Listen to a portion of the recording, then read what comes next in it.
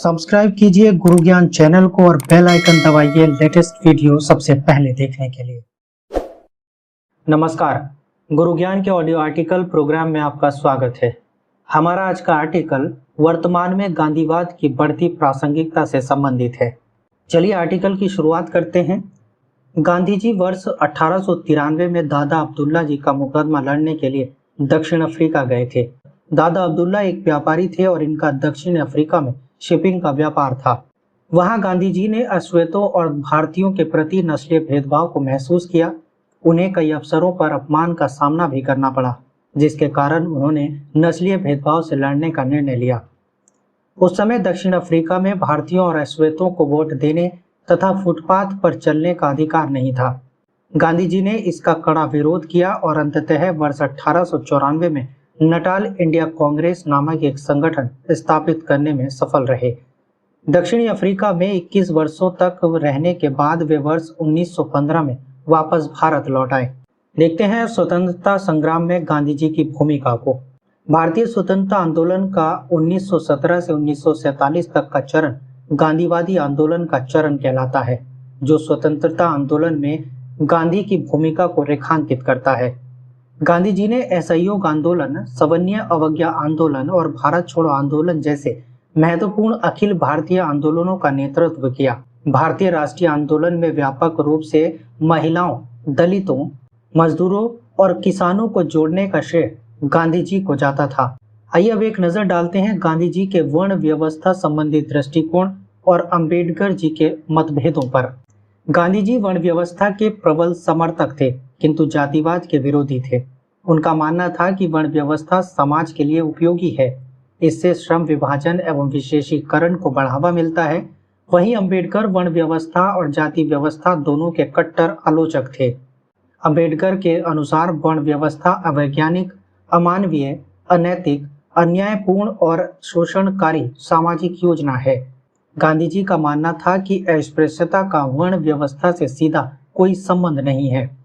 अस्पृश्यता वर्ण व्यवस्था की अनिवार्य विकृति न होकर बाह्य विकृति है। अतः अस्पृश्यता समाप्त करने के लिए वर्ण व्यवस्था में रचनात्मक सुधार की आवश्यकता है।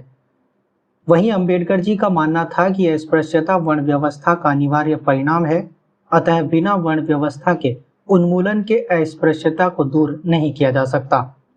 गांधी जी अस्पृश्यता को दूर करने के लिए आदर्शवाद और दीर्घकालिक उपायों की बात करते थे, जैसे हृदय परिवर्तन का सिद्धांत, जबकि अंबेडकर अस्पृश्यता उन्मूलन के लिए व्यवहारिक, त्वरित एवं ठोस उपायों पर बल देते थे। गांधी जी सवर्ण हिंदुओं के दृष्टिकोण में परिवर्तन करके अछूतों के प्रति भेदभाव को दूर करने के प्रयासों के हिमायती थे। वहीं अंबेडकर यह मानते थे कि हिंदू धर्म के अंतर्गत अछूतों का उद्धार नहीं हो सकता, अतः धर्मांतरण द्वारा ही दलितों का उद्धार संभव है। निष्कर्ष के रूप में कह सकते हैं कि गांधी जी और अंबेडकर के मध्य कुछ नीतिगत मतभेदों के बावजूद दोनों ही दलितों की स्थिति को सुधारने के समर्थक थे और दोनों ने इस दिशा में महत्वपूर्ण भूमिका निभाई थी। पूना समझौते में दोनों की अहम भूमिका रही है। अब समझते हैं पुणे समझौते को।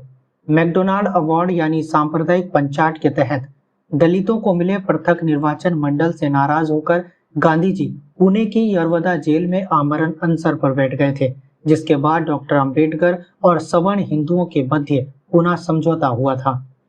इस समझौते के अनुसार दलित वर्ग के लिए पृथक निर्वाचक मंडल समाप्त कर दिया गया और व्यवस्थापिका सभा में अछूतों के स्थान हिंदू वर्ग के अंतर्गत ही सुरक्षित रखे गए। प्रांतीय विधानमंडलों में दलित वर्गों के लिए 147 सीटें आवंटित की गईं, जबकि सांप्रदायिक पंचाट में उन्हें 71 सीटें प्रदान करने का वचन दिया गया था। अब समझते हैं धर्मनिरपेक्षता और सांप्रदायिकता पर गांधी जी के दृष्टिकोण को। गांधी जी धर्म को नैतिकता के संदर्भ में ग्रहण करते थे। गांधी जी सर्वधर्म समभाव अर्थात सभी धर्म सत्य एवं समान हैं, जिनके मूल दार्शनिक पक्ष में कोई अंतर नहीं है, सिर्फ कर्मकांडों का भेद है। वह हिंदू मुस्लिम सद्भावना को बढ़ावा देने के लिए ईश्वर अल्लाह तेरो नाम के विचार को बढ़ावा देते थे। गांधी जी अपनी पारिवारिक पृष्ठभूमि के कारण वैष्णव धर्म के अनुयायी थे। वैष्णव धर्म की विचारधारा में उन्होंने मानव सेवा के महत्व को केंद्र में स्थापित किया। नरसिंह मेहता के भजन वैष्णव जन तो तेने कहिए को उन्होंने वैष्णव जन की नैतिकता के रूप में संदर्भित किया। स्वतंत्र भारत में धर्मनिरपेक्षता के तहत गांधी जी की अवधारणा को अपनाया गया है, जिसके अनुसार सभी धर्मों को समान और सकारात्मक रूप से प्रोत्साहित करने की बात कही गई है। गांधी जी सांप्रदायिकता के कट्टर आलोचक थे। धर्म उनके लिए सत्य, अहिंसा और नैतिकता की विषय वस्तु था, न कि नफरत, वैमनस्य और हिंसा भड़काने का साधन। आजीवन गांधी जी सांप्रदायिकता का प्रतिकार करते रहे। गांधीवादी रचनात्मक कार्यों के अंतर्गत हिंदू मुस्लिम एकता को स्थापित करने पर जोर देते रहे। स्वतंत्रता के समय सांप्रदायिक दंगों के विरुद्ध सतत रूप से संघर्षरत थे। स्वतंत्रता के उत्सव से दूर गांधी जी नोआखली में सांप्रदायिक दंगों की आग बुझाने में लगे हुए थे और इसी प्रयास में सांप्रदायिक उन्मादी गोडसे ने गोली मारकर उनकी हत्या कर दी थी। अब एक नजर डालते हैं गांधी जी के पर्यावरण संबंधी विचारों पर। गांधी जी नव्य वेदांत दर्शन में विश्वास रखते थे, जो ईसावास्यमिदं सर्वम यानी प्रकृति के कण कण में ईश्वर है की अवधारणा में विश्वास रखते थे। गांधी जी प्रकृति और मनुष्य के मध्य अनोन्याश्रित संबंध होने की बात कहते थे। वह कहा करते थे कि प्रकृति मनुष्य की आवश्यकताओं की पूर्ति तो कर सकती है, किंतु महत्वाकांक्षाओं की नहीं। अर्थात गांधी जी प्राकृतिक संसाधनों के इष्टतम दोहन की बात करते थे, जिस अवधारणा को संधारणीय विकास के अंतर्गत अपनाया गया है। गांधी जी स्वच्छता को लेकर जागरूक थे। वह स्वच्छता के कार्य को पूजा की तरह पवित्र कार्य के रूप में देखते थे, जिससे न सिर्फ पर्यावरण संरक्षण को बढ़ावा मिलता, बल्कि स्वच्छता कर्मियों को सम्मान की दृष्टि से देखा जाने लगा। गांधी जी के राजनीतिक संबंधी विचारों को देखते हैं। गांधी जी नैतिकवादी दार्शनिक थे। हर विषय के केंद्र में वो नैतिकता को स्थापित करते थे, विषय चाहे आर्थिक हो, राजनीतिक हो, धार्मिक, सामाजिक या पर्यावरणीय कोई भी हो। गांधी जी का नैतिक दर्शन विषय को अपने दार्शनिक सांचे के अनुरूप ढाल लेता था। सात पाप की अवधारणा में गांधी जी ने धर्म विहीन राजनीति को मृत देह के समान बताया है, अर्थात धर्म विहीन राजनीति समाज के लिए अनुपयोगी है। राजनीति को नैतिक साधन बनाते हुए गांधी जी उसे समाज सेवा और मानव कल्याण के साथी के लिए प्रयुक्त करना चाहते थे, जैसा गांधी जी ने अपने जन आंदोलनों के माध्यम से करके भी दिखाया है। सादगी, सरलता और नैतिक भक्ति के उत्कर्ष द्वारा सत्याग्रह और अहिंसा के सिद्धांत को अपनाया जा सकता था। एक नजर डाल लेते हैं गांधी जी के अर्थव्यवस्था एवं सुशासन संबंधी विचार पर। गांधी जी अर्थव्यवस्था का मूल्यांकन आर्थिक उपयोगिता की दृष्टि से नहीं, बल्कि नैतिक दृष्टि से करते थे। जो अर्थव्यवस्था अपने नागरिकों की अधिकतम आवश्यकताओं को न्यूनतम प्राकृतिक संसाधनों के दोहन से पूर्ण करती हो। गांधी जी उस अर्थव्यवस्था को अच्छा मानते, न कि उपभोक्तावाद की अवधारणा पर आधारित जीडीपी विकास को, जिसने न सिर्फ आर्थिक असमानता, बेरोजगारी में वृद्धि की, बल्कि पर्यावरणीय चुनौती उत्पन्न कर दी। Gandhi ji bottom to top approach के तहत गांवों के विकास से भारत के विकास की बात करते थे। इसलिए वह औद्योगिक क्रांति, जिसने मशीनों ने मानव को गुलाम बनाकर श्रम को प्रतिस्थापित कर दिया था, उसके घोर आलोचक थे। गांधी जी कहते थे कि मैं मानव समुदाय के किसी एक हिस्से के लिए नहीं, बल्कि सभी के लिए श्रम बचाना चाहता हूँ। मैं धन के केंद्रीकरण कुछ लोगों के हाथों में नहीं, बल्कि सभी के हाथों में करना चाहता हूँ। जॉन रस्किन की किताब अनटू द लास्ट से गांधी जी ने सर्वोदय का विचार ग्रहण किया, जो सभी के कल्याण की अवधारणा पर आधारित है। गांधी जी ने ग्राम स्वराज्य यानी ग्राम आत्मनिर्भरता, स्वावलंबन, चरखा, खादी, हस्तकरघा, लघु एवं कुटीर उद्योग को बढ़ावा देकर आर्थिक विकेंद्रीकरण को बढ़ावा दिया है। अपरिग्रह का साधारण अर्थ है एकत्रित न करना, किंतु गांधी जी ने इसका व्यापक अर्थ लिया है। गांधी जी के लिए अपरिहार्य का अर्थ है निरंतर श्रम करते हुए ही समाज से कुछ लेना चाहिए। बिना श्रम किए किसी चीज पर हक नहीं जताना चाहिए। गांधी जी का यह विचार पूंजीवाद के मूल विचार के विरुद्ध था, जो पूंजी निवेश करके आर्थिक लाभ कमाते हैं, न कि शारीरिक श्रम करके। गांधी जी ने ट्रस्टीशिप के सिद्धांत के अंतर्गत पूंजीवाद को नैतिक बनाने का प्रयास किया है। इस अवधारणा के अनुसार जीवन की अनिवार्यताओं के अलावा जो कुछ भी है, उसका प्रयोग समाज हित में करना चाहिए।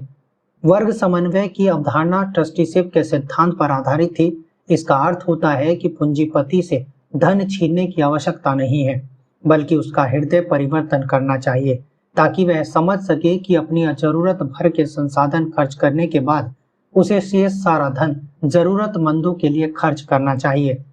गांधी जी के रामराज की अवधारणा सुशासन से संबंधित थी, जहां राजा यानी आधुनिक राज की शक्ति उसकी सेना या तर्कस में नहीं बल्कि नैतिक साधन मर्यादा में निहित थे। जो राजा अपने प्रजा के कल्याण में ही अपना कल्याण समझता था, ऐसे नैतिक राज को ही गांधी स्वराज्य कहते थे। इसके साथ ही देख लेते हैं गांधी जी के महिला सशक्तिकरण संबंधी दृष्टिकोण को। गांधी जी सत्य अहिंसा पर आधारित जन आंदोलन की नीति पर आगे बढ़ रहे थे। उसमें सत्याग्रही के रूप में महिलाओं की महत्वपूर्ण भूमिका थी, जो आध्यात्मिक और नैतिक दृष्टि से सत्याग्रह के विचार के समीप थे। आंदोलन के अहिंसक होने के कारण ही महिलाओं की बड़े स्तर पर भागीदारी सुनिश्चित की जा सकती थी। गांधी जी ने महिलाओं के सर्वांगीण विकास के लिए महिला साक्षरता, स्वावलंबन, लघु कुटीर उद्योग, शराबबंदी जैसे महिलाओं के मुद्दों को रचनात्मक कार्यों में शामिल किया था। इसीलिए गांधीवादी आंदोलनों में भारतीय महिलाओं जैसे सरोजिनी नायडू, सुचित्रा कृपलानी, कस्तूरबा समेत विदेशी महिलाओं जैसे नल्ली सेनगुप्ता, सरला बेन भी हिस्सा लिया था। गांधी जी ने सैद्धांतिक रूप से सिद्ध किया कि सत्य अहिंसा पर आधारित समाज में ही महिलाओं को अधिकतम अधिकार प्राप्त हो सकते हैं। देखते हैं गांधी जी के शिक्षा संबंधी विचार को। गांधी जी का मानना था कि किसी भी देश की सामाजिक, नैतिक और आर्थिक प्रगति अंततः शिक्षा पर निर्भर करती है। उनकी राय में शिक्षा का सर्वोच्च उद्देश्य आत्म मूल्यांकन है। उनके अनुसार छात्रों के लिए चरित्र निर्माण सबसे महत्वपूर्ण है और यह उचित शिक्षा के अभाव में संभव नहीं है। गांधी जी ने स्कूलों और कॉलेजों के पाठ्यक्रम में नैतिक और धार्मिक शिक्षा को शामिल करने पर बल दिया था।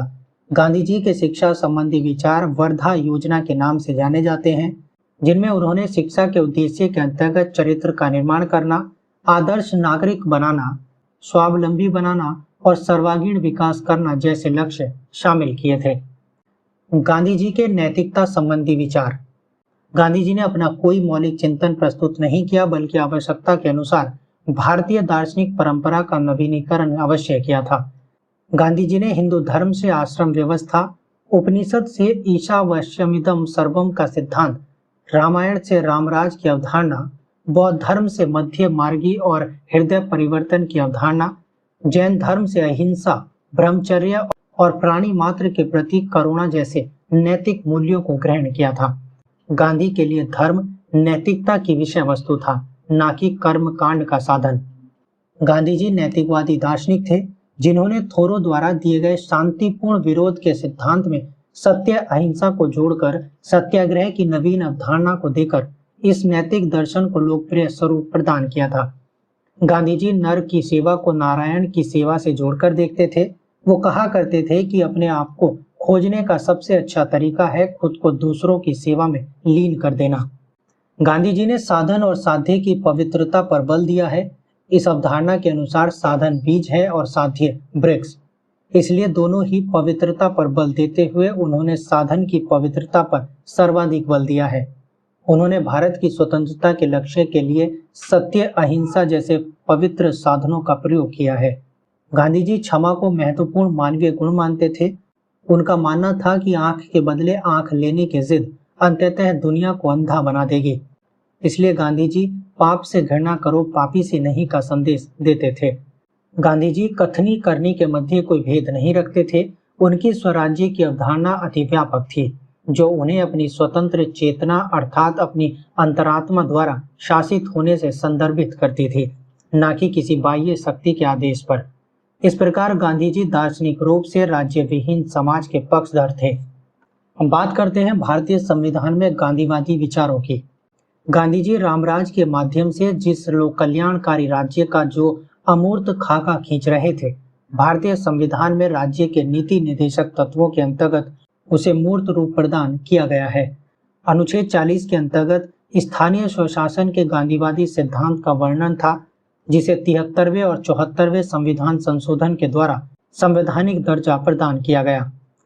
अन्य गांधीवादी सिद्धांतों के अंतर्गत अनुच्छेद 43 में सहकारिता को बढ़ावा देना, अनुच्छेद 46 में राज्य समाज के कमजोर वर्गों जिसमें विशेषकर अनुसूचित जातियों, जनजातियों और अन्य कमजोर वर्गों के शैक्षिक और आर्थिक हितों को बढ़ावा देगा। अनुच्छेद 47 नशीले पेय तथा स्वास्थ्य के लिए हानिकारक नशीले पदार्थों के सेवन पर रोक लगाना शामिल है। गांधी जी मातृभाषा के प्रबल समर्थक थे। उनका मानना था कि छात्रों की उनकी मातृभाषा में शिक्षा प्रदान की जाए। संविधान की 8वीं अनुसूची में 22 भाषाएं शामिल हैं। अनुच्छेद 350 क के तहत छात्रों को उनकी मातृभाषा में शिक्षा प्रदान करने को संवैधानिक अधिकार के रूप में मान्यता प्रदान की गई है। अब देखते हैं वर्तमान समय में गांधी जी की प्रासंगिकता को। गांधी जी के आलोचकों का मानना है कि गांधी के विचार अप्रासंगिक हो चले हैं, क्योंकि पूंजीवाद आज की स्वीकृत अर्थव्यवस्था है। यदि गांधी जी के नैतिक अर्थव्यवस्था के विचार का अनुसरण किया जाए तो देश विकास की दौड़ में पीछे रह जाएगा। वर्ण व्यवस्था को वैज्ञानिक नहीं माना जा सकता, क्योंकि तर्क के आधार पर इसका समर्थन नहीं किया जा सकता।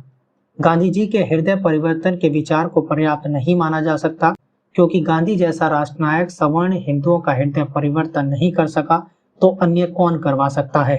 अमेरिका में मार्टिन लूथर किंग, दक्षिण अफ्रीका में नेल्सन मंडेला और म्यांमार में आंग सान सू की जैसे लोगों के नेतृत्व में कई उत्पीड़ित समाज के लोगों को न्याय दिलाने के लिए गांधीवादी विचारधारा को सफलतापूर्वक लागू किया गया है, जो इसकी प्रासंगिकता का प्रत्यक्ष उदाहरण है। जलवायु परिवर्तन, जिसके केंद्र में उपभोक्तावादी संस्कृति है, को गांधी के मूलभूत आवश्यकताओं की पूर्ति के सिद्धांत के द्वारा प्रतिस्थापित कर नियंत्रित किया जा सकता है। दलाई लामा ने कहा है कि आज विश्व शांति और विश्व युद्ध, अध्यात्म और भौतिकवाद, लोकतंत्र व अधिनायकवाद के बीच एक बड़ा युद्ध चल रहा है। इन बड़े युद्धों से लड़ने के लिए ये ठीक होगा कि समकालीन समय में गांधीवादी दर्शन को अपनाया जाए। कोई भी विचार देश काल परिस्थिति निरपेक्ष नहीं होता। समय काल परिस्थितियों में परिवर्तन के साथ ही मौलिक विचारों में परिवर्तन की आवश्यकता होती है। निष्कर्ष के तौर पर कहा जा सकता है कि गांधी ना तो पूर्ण रूप से प्रासंगिक है और ना ही पूर्ण रूप से अप्रासंगिक। उनके कुछ विचारों में, जैसे वर्ण व्यवस्था संबंधी हृदय परिवर्तन संबंधी संशोधन, वक्त की मांग है, जबकि उनके कुछ विचारों जैसे 7 पापों की संकल्पना, सत्याग्रह को मूल रूप से अपनाना बदलते वक्त की आवश्यकता है।